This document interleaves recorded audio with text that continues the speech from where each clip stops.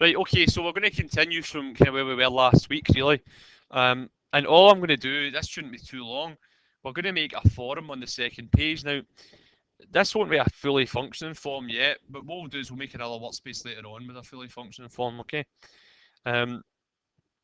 So we need to put in a table and a form in a second page. So just to see where we are with this, I'm just going to start off by closing all this over. And the page I'm interested in is my index.html page. And if everything's working on it, then really what I'm going to do is cheat a wee bit, right? And I'm going to save this as a second page, because what I would say is make sure everything's perfectly done before you do that. Because see, if you made a mistake in the first page and you save as, the mistake gets duplicated. So always make sure your first page is absolutely mint before you do anything else. So what I'm going to do here, you'll notice that the second hyperlink here is called me.html. See that there? So what I'm going to do is go to File, Save As. I'm just going to call it me.html. And click on Save. Okay. Now you should see that me appears just underneath the index page on the left-hand side. No, me.html. It's index.html. You save it as me.html. Okay.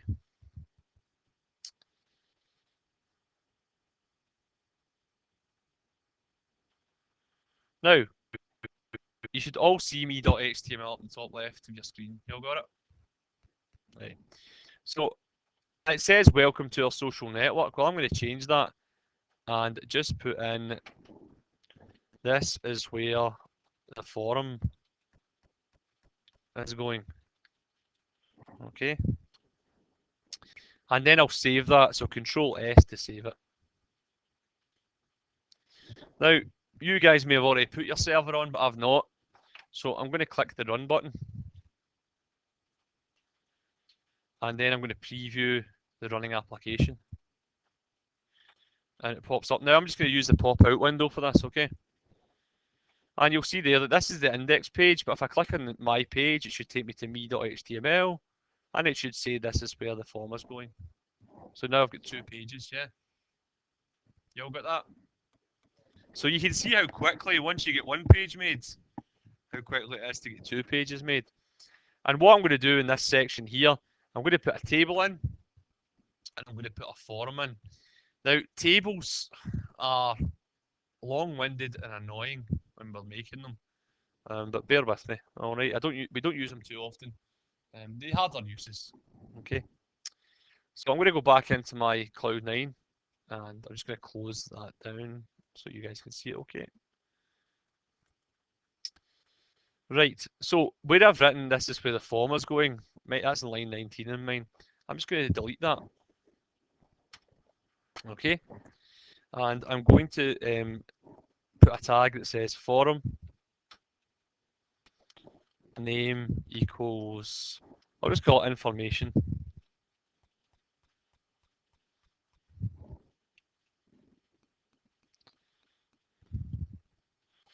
Now, for the point of carrying on a demonstration later on, I'm going to say method equals post.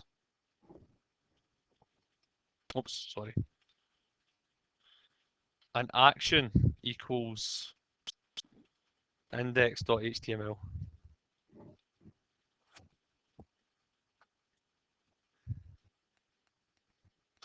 And then take a new line. And you should have your open form on line 19 there, and I've got a closed form down there.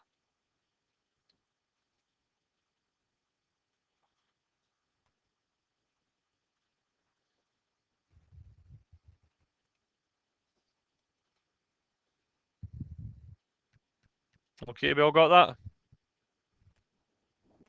Yeah. Right. So anything that appears in between this is part of the form. Now, bear with me, I'm going to show you two things at once here. We've touched on forms before in the last module. So what I'm going to do here is I'm going to say table And I'll, for the point of this, I'll say border equals 1. Yes, inside the form, aye.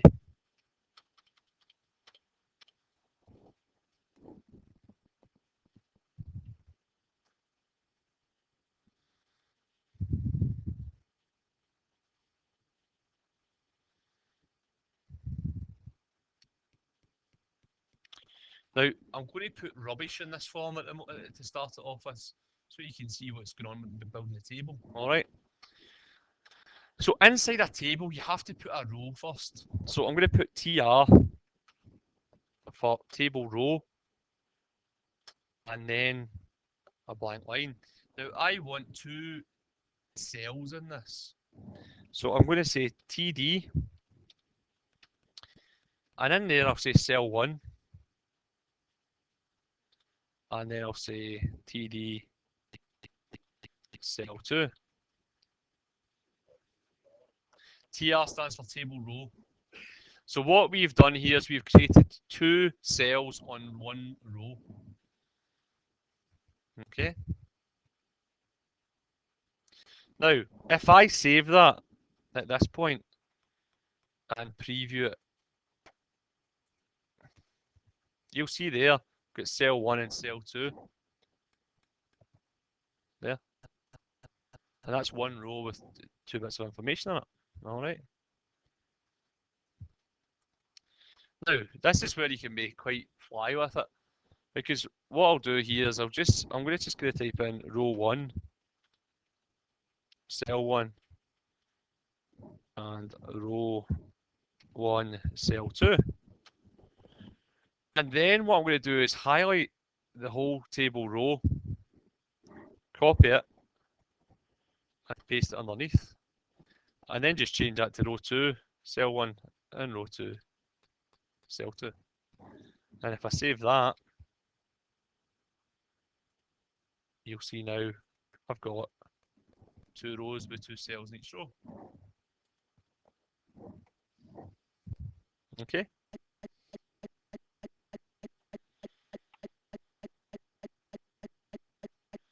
And I'll do it one more time.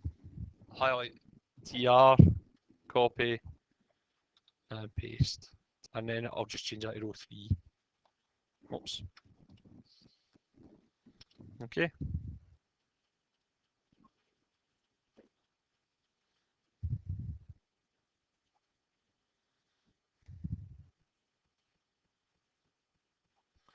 So I've now got 3 rows with 2 cells in each row. Yes?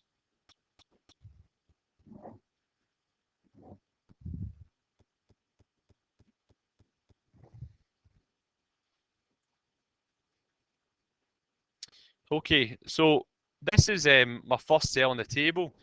And in my first row on the table, I want them to be able to type in the name. So I'm just going to say name. And in my row 1, cell 2, I want to put a box in that they can type into, and that'll be the input box. Alright, so in there, I will say input type equals text. And I'll give it a name equals, call it username.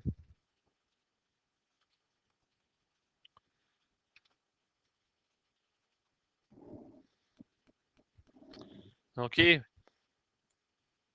The next box, I will say email and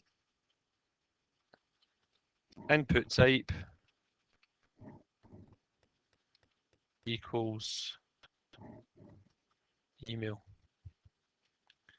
Name equals email.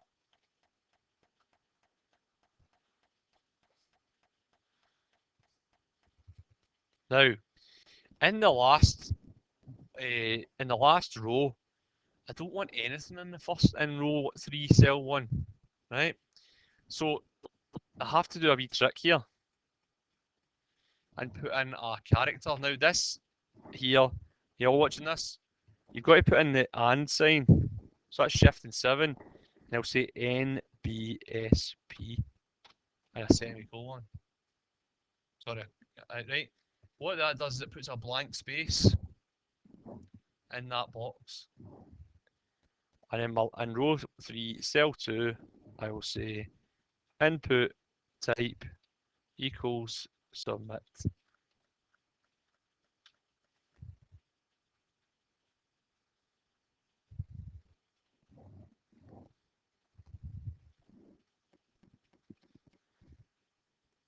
Okay, I'll save that.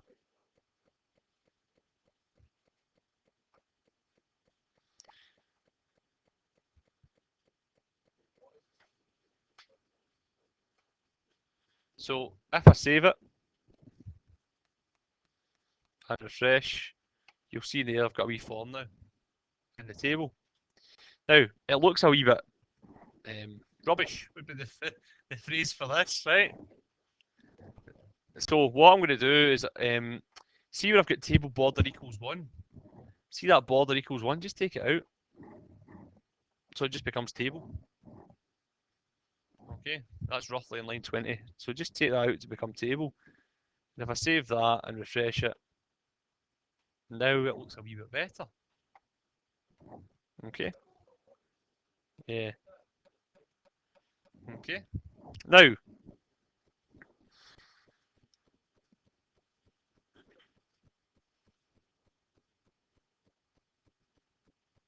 let's muck about the table a wee bit. All right. So, right, I'm doing it off the top of my head. I shouldn't. Right, I'm going to say table class equals my table. All right.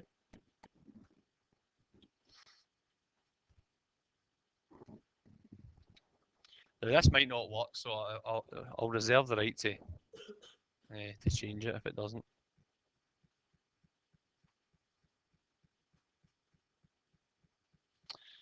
And what I'm going to do here is open up my style sheet. Okay. And now I've got a class of table, so I go right down the bottom of my style sheet. All right. And take a new line and just put in dot table. Now, it's the CS style.css I've opened up. All right. Yeah, open up style.css, go right down the very bottom, and then put in dot table.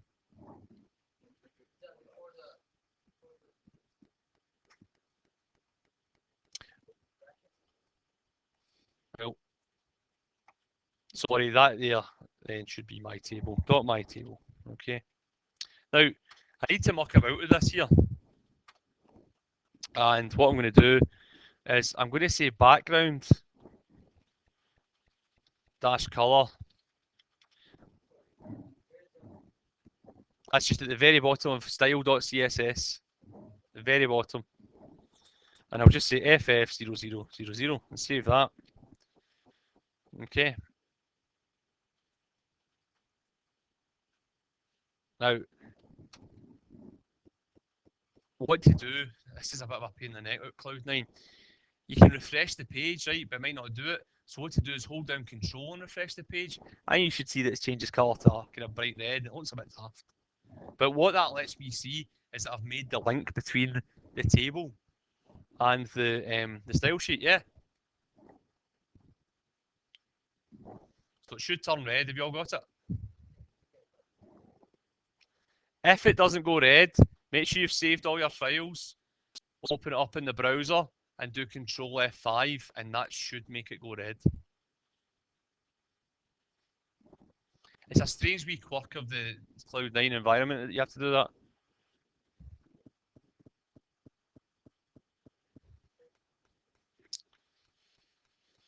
Right, so we want to, obviously that's not a very nice style for it, right? So let's have a quick look at the page. Right, so a couple of things to improve it. I think we should get some a margin down at the bottom and maybe try and center it. All right. So let's go. I'll say width. I'll go 30%, right? and then I'll say margin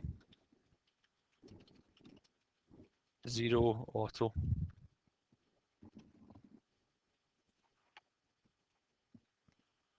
And that sticks it in the centre. Alright, still looks a bit daft, but we'll deal with it. And what I'll do down at the bottom, in fact, I'll override them. I'll say margin dash bottom, and I'll say 50 pixels.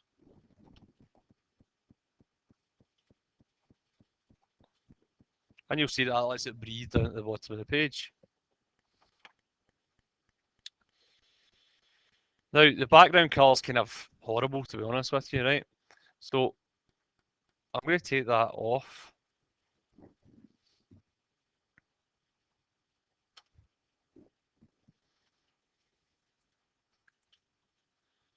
And it sits in there now. Now, I think it'd look a wee bit better if there was a margin at the top as well, to make it stand its own a wee bit. Now, so what I could do here is I could say margin top 50 pixels, but there's a nicer way of doing that. I can just say margin 50 auto. Okay.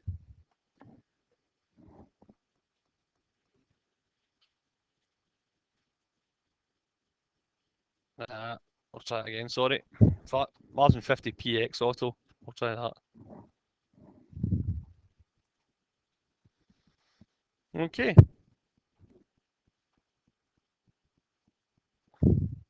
Now, if I was super prepared, I would have come with a wee bit more, a wee bit with some colours pre-prepared and borders. But let's continue to muck about with this. So, see the gold colour I used for my hyperlink. See that there? Let's go and see what that was and try and use that again. So that was the colour there. So what I'm going to do is copy that, and I'll say border.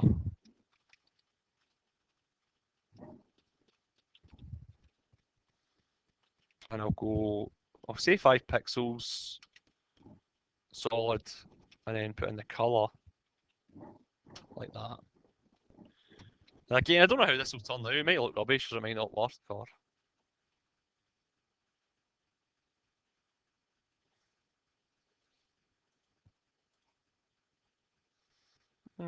Looks okay. Probably make it a wee bit thinner, actually.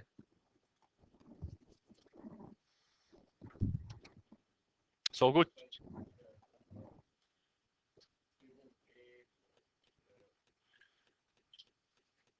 What's that, sorry? Aha. You sure? Right, now, but we'll get to fix it now. Couple of wee things here. I now think that that's too cramped inside that, yeah. So I want to put padding in here. So what I'll do, padding should give it room to breathe inside the border. So I'll say padding, I'll say 20 pixels.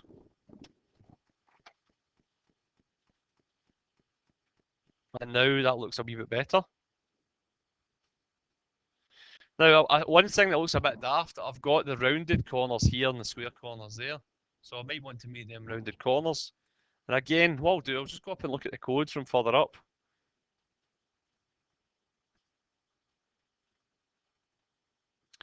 And I'll say border radius 20 pixels, just copy that. And go down and back down to the table and say border radius 20 pixels. And save that.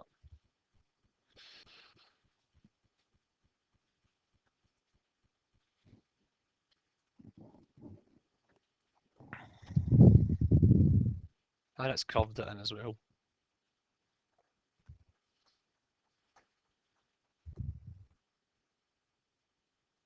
And it looks okay. It's not brilliant, right? But what I'm trying to do is let you see what happens when you muck about the styles and the sort of effects you can get. What I would probably do is maybe put a lighter background on there and maybe choose a different font. Okay. Now, just before I stop, do you want to see how you put a different font on it? Just to let you see it. Right, okay. So I'm going to, I like this font, right? But just say for the form, I want to use something a wee bit different. Well, what I can do, I'm going to use Google Fonts again, so I'll just go into Google Fonts. And I'm going to choose something. I'm not stressed too much about how good it looks. say I like this one, Baloo Banner, right? So what I'm going to do there is click on the wee plus, and then click on family selected. And again, if I choose to import, what I'll do is that line of code in the middle, I'm just going to copy that. And go back up to the top of my style sheet. And after my new line, so after I've imported a new line, and stick that in. Okay, so that's me imported 2 fonts in. Now, what I then want to do is go back to Google Fonts, and you'll see there, font family, Baloo Banner, cursive, copy that, and go back into my style sheet, and go down to the bottom. Now, something's a wee bit wrong, I think. I'll try it. I'll go right down to the bottom, and I'll put it in my table, and paste it in there. And hopefully, when I go and refresh my page now, it gives you a different font in the box. Okay, and the reason that that font is only applied in there is because in the code, that's what I've called it. Now, say I want to get that same font and use it in the nav section, all I need to do is copy that line again, go into the nav section and paste that in there. And again, if I refresh my page, you'll see that that changes as well. So you can use all these fonts from Google that are really good. Okay. Now, that kind of, excuse me, sorry, that kind of covers all of the skills and beyond that we need to use for this unit. It doesn't seem much, but what I'll do next is a wee example about floating columns, all right?